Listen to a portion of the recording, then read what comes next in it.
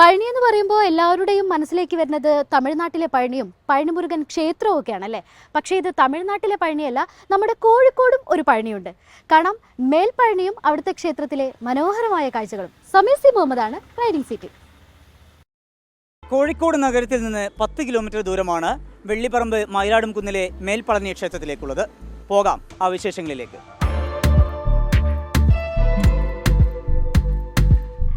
കുന്നിന് മുകളിലാണ് ക്ഷേത്രം. ഈ പടികൾ കയറി വേണം ക്ഷേത്രത്തിലെത്താൻ. 160 പടികളാണ് കയറേണ്ടത്.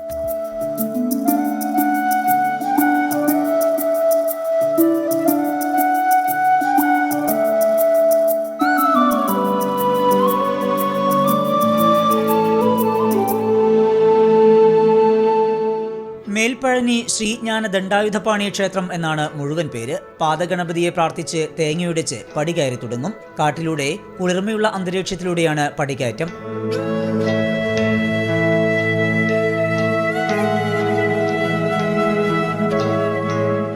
വിവിധ വഴിപാടുകൾ കഴിഞ്ഞ് മുകളിലെത്തിയാൽ മനോഹര കാഴ്ച.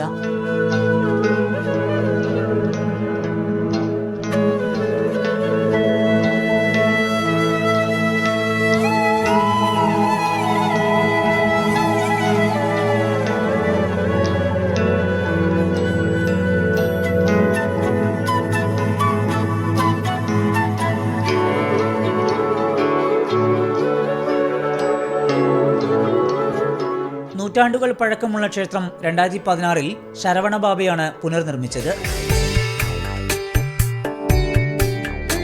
പഴനിയിൽ എങ്ങനെയാണോ ക്ഷേത്രം നിർമ്മിച്ചിരിക്കുന്നത് അതേ മാതൃകയിലാണ് ഇവിടുത്തെ ക്ഷേത്രവും നിർമ്മിച്ചിരിക്കുന്നത്. അവിടുത്തെ പോലെ അതേ മാതൃകയിൽ തന്നെയാണ് ഇവിടുത്തെ പൂജകളും നടക്കുന്നത്.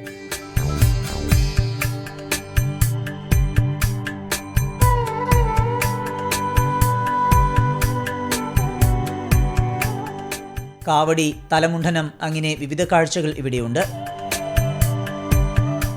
തമിഴ്നാട്ടിലെ പഴനിക്ക് സമാനമായിട്ട് കേരളത്തിലെ അതേപോലെ പൂജകളും സമ്പ്രദായങ്ങളും അനുഷ്ഠാനങ്ങളൊക്കെ അനുഷ്ഠിച്ച് വരുന്ന ഒരേ ഒരു ക്ഷേത്രം കേരളത്തിലുണ്ടെന്നുണ്ടെങ്കിൽ അത് കോഴിക്കോട് മേൽപ്പഴനി ക്ഷേത്രം തന്നെ നമുക്ക് എടുത്തു പറയാം. അതേപോലെ 6 കാല പൂജ വളരെ മുടങ്ങാതെ പഴനിയിൽ എപ്രകാരമാണോ സുബ്രഹ്മണ്യ സ്വാമിക്ക് 6 കാല പൂജകൾ നടക്കുന്നത് അതേപോലെ 6 കാല പൂജ നടക്കുന്ന ഒരേ ഒരു ക്ഷേത്രമാണ് കോഴിക്കോടിലെ മയിലാടുംകുന്നിനടുത്തുള്ള മേൽപ്പഴനി ക്ഷേത്രം എന്ന് പറയുന്നത്. അതേ സമ്പ്രദായം തന്നെയാണ് ഇവിടെ നടക്കുന്നത്. മാത്രമല്ല പഴനിയിലെ ആചാര്യ ശ്രേഷ്ഠന്മാർ തന്നെയാണ് 2016-ൽ പ്രതിഷ്ഠ നടത്തി ഈ നിമിഷം വരെ അവരുടെ മുഖ്യ കാർമ്മികത്വത്തിൽ തന്നെയാണ് ഇവിടെ 6 കാല പൂജകളും നടക്കുന്നത്.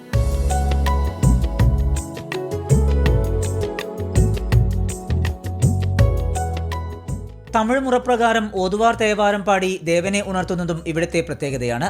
ഇവിടെ എത്തുന്നവർക്ക് 3 നേരം ഭക്ഷണം നൽകുന്നുണ്ട് എന്നതാണ് മറ്റൊരു പ്രധാനപ്പെട്ട കാര്യം. ആയിരക്കണക്കിന് ആളുകൾ ഉച്ചക്ക് നമ്മൾക്ക് അന്നദാനത്തിനായിട്ട് വരുന്നുണ്ട്. 3 നേരം അന്നദാനമുണ്ട്. 365 ദിവസവും ഞങ്ങൾ എല്ലാവർക്കും ഭക്ഷണം വരുന്നു. ജാതി മതഭേദമന്യേ എല്ലാവർക്കും വരാം, ഒരു തടസ്സവുമില്ല. എല്ലാവരും നമ്മളെ കൂടെ സഹകരിക്കുന്നുണ്ട്. ഒരുപാട് കുടുംബങ്ങളും അങ്ങനത്തെ മുസ്ലിം ക്രിസ്ത്യൻസ് ആയിട്ടൊക്കെ ഇവിടെ വരുന്നുണ്ട്. രാവിലെ 6-ന് നട തുറന്ന് ഉച്ചയ്ക്ക് 1 മണിക്ക് അടക്കും. വൈകിട്ട് 5-ന് തുറക്കുന്ന നട രാത്രി 8:30-നാണ് അടയ്ക്കുന്നത്.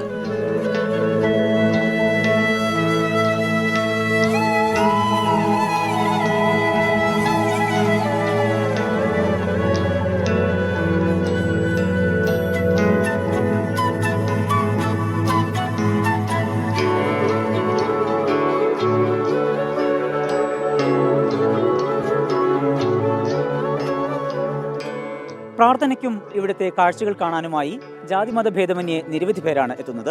പ്രാഡിൻ റിപ്പോർട്ടറിൽ മറ്റൊരു വിശേഷമായി വീണ്ടും കാണാം. മയിലാടും കുന്നിൽ നിന്ന് രാജേഷ് വെള്ളരിക്കുണ്ടിനൊപ്പം സമീർ സി മുഹമ്മദ്, 24. ലോകത്തെവിടെയായാലും ഏത് സമയത്തും 24 വാർത്തകളും ഓഗ്മെന്റഡ് റിയാലിറ്റി പാക്കേജുകളും എക്സ്പ്ലെയിനറുകളും വിശദമായി കാണാൻ ഞങ്ങളുടെ യൂട്യൂബ് ചാനൽ നിങ്ങൾക്ക് സബ്സ്ക്രൈബ് ചെയ്യാം.